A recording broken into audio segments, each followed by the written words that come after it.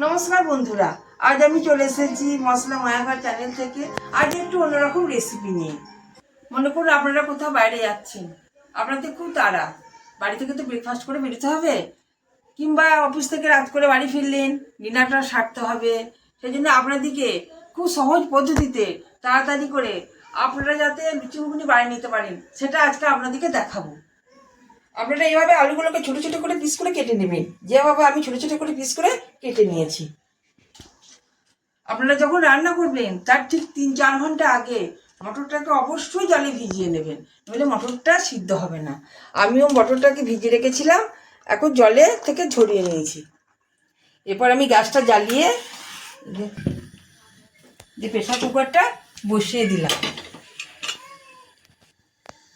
এরপর আমি এতে তেল দিলাম, তেজপাতা দিলাম, শুকনো লঙ্কা দিলাম, গোটা জিরে দিলাম,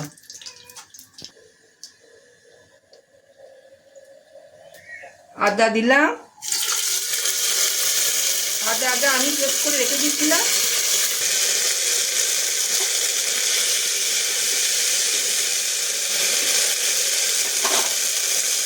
যে আলুগুলো দিয়ে দিলাম।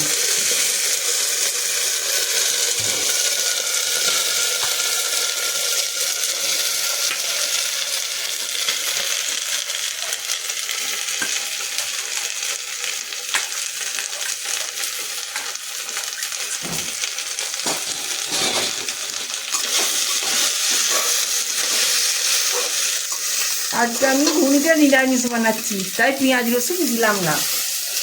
এবার আমি মটরটা দিয়ে দেবো।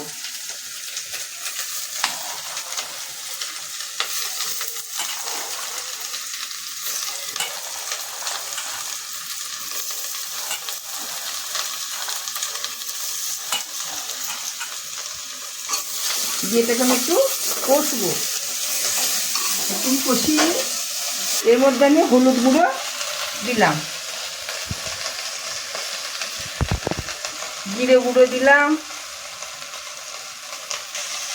কাশ্মীরি লঙ্কা গুঁড়ো দিলাম, যাতে রঙটা আসে ভালো। দিয়ে এটাকে আমি একটু ভালো করে কষিয়ে নেব।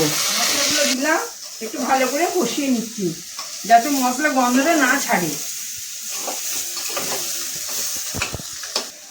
টমেটোকে আমি আগে থাকতেই ছোটো ছোটো করে পিস করে রেখেছিলাম, এবার টমেটোগুলো দিয়ে দেব।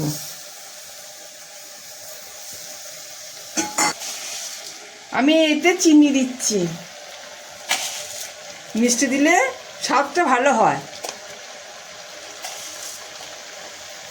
লঙ্কাগুলো আমি চিড়ে রেখেছিলাম, এই লঙ্কাগুলো আমি এরপর দিয়ে দেবো।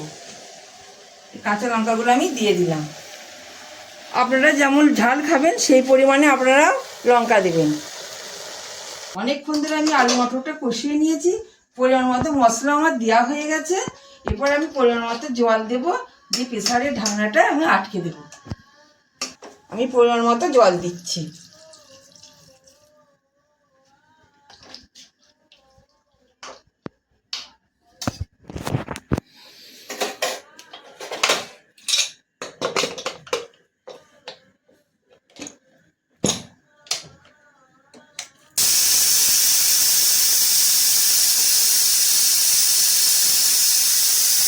সিটি পড়ে গেছে, অলরেডি আমি গ্যাসটা অফ করে দিয়েছি। এরপরে আমি খুলে দেখবো কেমন হয়েছে ঘুগনিটা।